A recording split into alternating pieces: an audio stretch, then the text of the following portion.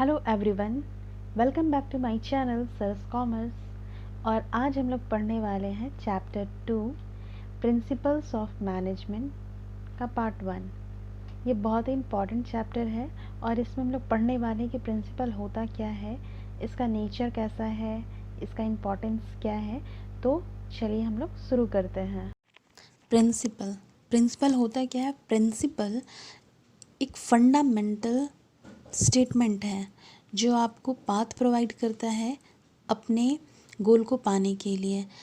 अगर आप किसी नॉर्मल काम को कर रहे हैं, लाइक आप ऑर्गेनाइजेशन को आगे बढ़ाना चाह रहे हैं, आप किसी सिचुएशन में डिसीज़न लेना चाहते हैं, या कुछ ऐसा सिचुएशन ऑर्गेनाइजेशन में चल रहा है जिसके लिए आपको एक्शन की ज़रूरत है, तो वो एक जर्नल गाइडलाइंस प्रोवाइड करता है प्रिंसिपल।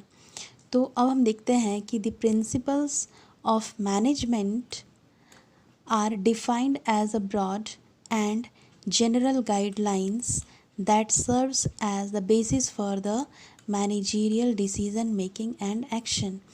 तो प्रिंसिपल्स ऑफ मैनेजमेंट आपको ये बताता है, ये जर्नल गाइडलाइंस प्रोवाइड करता है कि आप किस प्रकार मैनेजरियल डिसीज़न में बनाने में और एक्शन में किस प्रकार से वो आपको हेल्प करता है।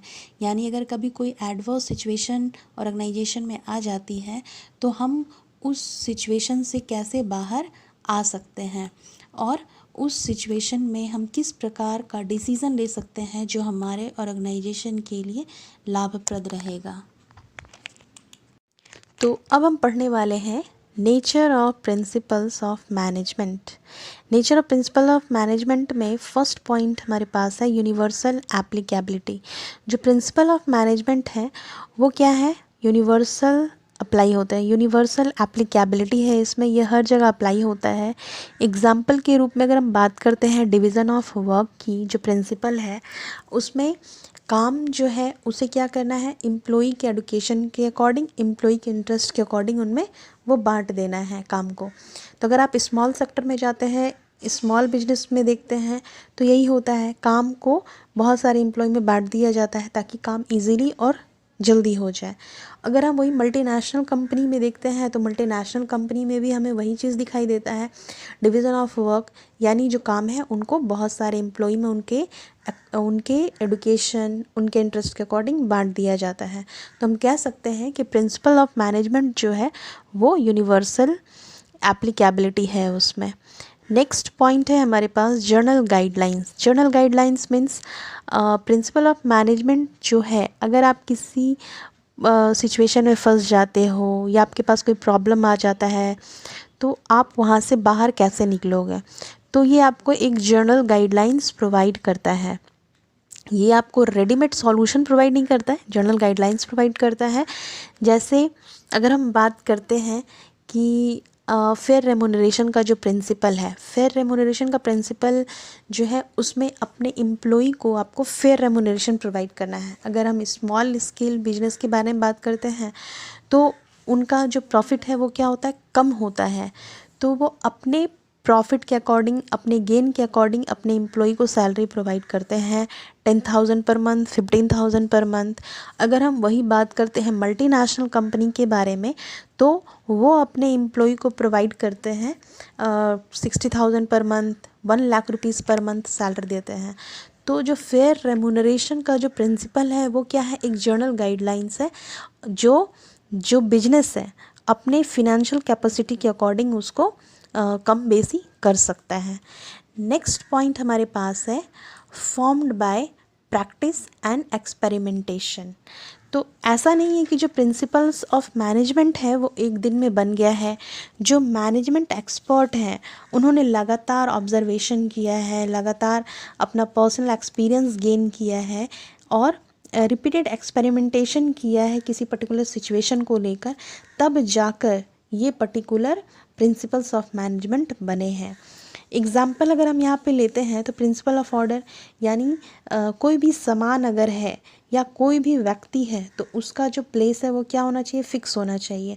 अगर हम सामान का या किसी व्यक्ति का अगर एक प्लेस फिक्स्ड कर देते हैं तो हमें बहुत ही सुविधा होती है काम को पूरा करने में। तो जो हमारा जो प्रिंसिपल ऑफ मैनेजमेंट है वो क्या है, formed by practice and experimentation. Next point हमारे पास है फ्लेक्सिबल। फ्लेक्सिबल यानी जो प्रिंसिपल्स ऑफ मैनेजमेंट है वो क्या है, फ्लेक्सिबल है। आप उसे अपने सिचुएशन के अकॉर्डिंग कम ज़्यादा किसी भी प्रकार से उसको मूव कर सकते हो, किसी प्रकार से मोल्ड कर सकते हो, कहा जा सकता है। तो अब ये फ्लेक्सिबल का मतलब क्या होता है, जैसे एक एग्ज़ाम्पल हम लेते हैं प्रिंसिपल ऑफ स्कालर चेन की। तो उसमें क्या होता है कि एक सीरीज़ बना हुआ होता है, एक सीढ़ी बना हुआ होता है अप से डाउन, यानी जो प्रिंसिपल है उनका डायरेक्ट कनेक्शन वीपी से होता है, और जो वीपी हैं उनका डायरेक्ट कनेक्शन टीचर्स से होता है, क्लास टीचर से होता है, सभी से होता है। और टीचर्स का जो डायरेक्ट कनेक्शन है वो किन के साथ होता है, बच्चों के साथ। तो अगर मान लीजिए बच्चों को कुछ कंप्लेन करना है तो उन्हें उसी सीरीज़ के अकॉर्डिंग ऊपर जाना होता है, टीचर के बाद वीपी के बाद प्रिंसिपल, ठीक है। लेकिन अगर मान लीजिए टीचर अवेलेबल नहीं है, वीपी अवेलेबल नहीं है, तो वो बच्चे क्या कर सकते हैं, कंप्लेन लेके प्रिंसिपल तक भी जा सकते हैं। तो ये क्या हो, अपने अकॉर्डिंग इसे चेंज करना, यानी जो प्रिंसिपल ऑफ मैनेजमेंट है वो क्या है, फ्लेक्सिबल है। नेक्स्ट पॉइंट हमारे पास है behavioural in nature. Behavioural in nature means ये जो प्रिंसिपल ऑफ मैनेजमेंट है वो व्यवहारिक है, यानी व्यवहार को अध्ययन करता है, स्टडी करता है। यानी लोगों, जो हमारे एम्प्लॉई हैं, जो हमारे मैनेजमेंट है, उनके बिहेवियर में चेंज लाना है, यानी उनमें एक गोल की तरफ आगे बढ़ना है। यानी आई मीन्स मैं को छोड़कर वी, हम लोगों की तरफ जाना है, ठीक है। यानी उनमें क्या होना चाहिए, एकता लाना है। प्रिंसिपल ऑफ मैनेजमेंट बिहेवियर को चेंज करता है, चाहे वो चाहे मैनेजमेंट हो, चाहे वो एम्प्लॉई हो। नेक्स्ट पॉइंट हमारे पास है काउज एंड इफेक्ट रिलेशन। इसमें क्या होता है कि अगर आप किसी काम को करते हैं तो उसका क्या इफ़ेक्ट पड़ेगा। जैसे अगर कोई बिजनेस है, कोई ऑर्गेनाइजेशन है, अगर उसकी प्रोडक्टिविटी बढ़ेगी, अगर उसका ज़्यादा प्रॉफिट होगा, तो वो आपको अपने एम्प्लॉई को क्या करेगा, अपने एम्प्लॉई को वो ज़्यादा सैलरी भी प्रोवाइड कर सकता है या बोनस दे सकता है। लेकिन जब अगर लॉस होगा तो क्या करेगा, लॉस होगा तो वो हो सकता है कि उस ईयर में वो बोनस ना दे, सैलरी जो है उसमें भी कट छट के मिल रहा हो। तो जो काउज एंड इफेक्ट रिलेशनशिप है प्रिंसिपल ऑफ मैनेजमेंट में, यानी कि जैसे जैसे प्रोडक्टिविटी बढ़ती है किसी ऑर्गेनाइजेशन की, तो वैसे वैसे वो अपने एम्प्लॉय को सैलरी भी बढ़ाता है, या हो सकता है इसका पॉजिटिव जो इफ़ेक्ट है वो एम्प्लॉय पे पड़े, या हो सकता है कोई एम्प्लॉय ऐसे भी है जिसका जो उस चीज़ को नेगेटिव रूप में देखें। तो काउज एंड इफेक्ट रिलेशनशिप है, इसमें कुछ कारण है, अगर ये है तो ये होगा, अगर ये है ऐसा है तो ऐसा भी हो सकता है। तो प्रिंसिपल ऑफ मैनेजमेंट ऐसा है। नेक्स्ट पॉइंट हमारे पास है कॉन्टिंजेंट। कॉन्टिंजेंट मीन्स ये कह सकते हैं हम कि ये पूरी तरीके से सिचुएशन पर डिपेंड है, ठीक है। एग्जाम्पल अगर हम लेते हैं अगेन प्रिंसिपल ऑफ रेमुनरेशन का, तो इसमें क्या होता है कि जो प्रिंसिपल ऑफ रेमुनरेशन है तो ये सिचुएशन के अकॉर्डिंग काम करता है। जैसे कि मैंने आपको बताया था जनरल गाइडलाइंस में कि फेयर रेमुनरेशन का जो प्रिंसिपल है, तो कॉन्टिंजेंट में भी ये अप्लाई किया जा सकता है कि जो जैसा कैपेसिटी होगी बिजनेस का, जैसे कैपेसिटी होगी, जैसा उसका सिचुएशन होगा प्रॉफिट कमाने में, उसी के अकॉर्डिंग वो अपने एम्प्लॉय को क्या करेगा, एक सही रेमुनरेशन दे पाएगा, एक फेयर रेमुनरेशन प्रोवाइड कर पाएगा। तो ये जो nature of principle of management है ये हमारा कंप्लीट होता है। नेक्स्ट आगे हम लोग बढ़ते हैं और स्टार्ट करते हैं। तो अब हम पढ़ने वाले हैं importance of principles of management. Principles of management क्यों ज़रूरी है, क्यों पढ़ना चाहिए हमें। तो फर्स्ट पॉइंट हमारे पास है providing managers with useful insights into reality. Means जो हमारे मैनेजर हैं उनके लिए प्रिंसिपल हमने बुक्स में लिख दिया है, आप ऐसा कर सकते हो, आप कोई भी प्रॉब्लम में अगर फंस जाते हो तो वहाँ से कैसे बाहर आओगे, इसके बारे में आपको खुद की क्रिएटिविटी ही निकाल पाएगी। आप एक जनरल गाइडलाइंस को फॉलो कर सकते हो। एक जनरल गाइडलाइंस जो दिया हुआ है प्रिंसिपल्स ऑफ मैनेजमेंट में, आप उसको देख सकते हो, लेकिन जो रियल वर्ल्ड सिचुएशन है उसको आपको अपनी क्रिएटिविटी से ही बाहर आना पड़ेगा किसी भी प्रॉब्लम से। तो मैनेजर क्या करते हैं, लर्न करते हैं जो भी पास्ट मिस्टेक्स हुए हैं लोगों के द्वारा, उस चीज़ों से सीखते हैं और अपने टाइम को बचाते हैं और जितनी जल्दी से जल्दी हो सके उस प्रॉब्लम को सॉल्व कर पाते हैं। नेक्स्ट पॉइंट हमारे पास है optimum utilisation of resources and effective administration. तो अब हमें जो भी काम करना है, तो जो भी हमारे पास रिसोर्सेस है, चाहे वो फिज़िकल हो, ह्यूमन हो, उसका मैक्सिमम यूटिलाइजेशन करना कम खर्च में। यानी हमने मैनेजमेंट में पढ़ा है कि कोई भी काम हमें करना है तो इफ़ेक्टिवली एंड एफिशिएंटली करना है और मैक्सिमम यूटिलाइजेशन करना है जो भी हमारे पास रिसोर्सेस उपलब्ध हैं।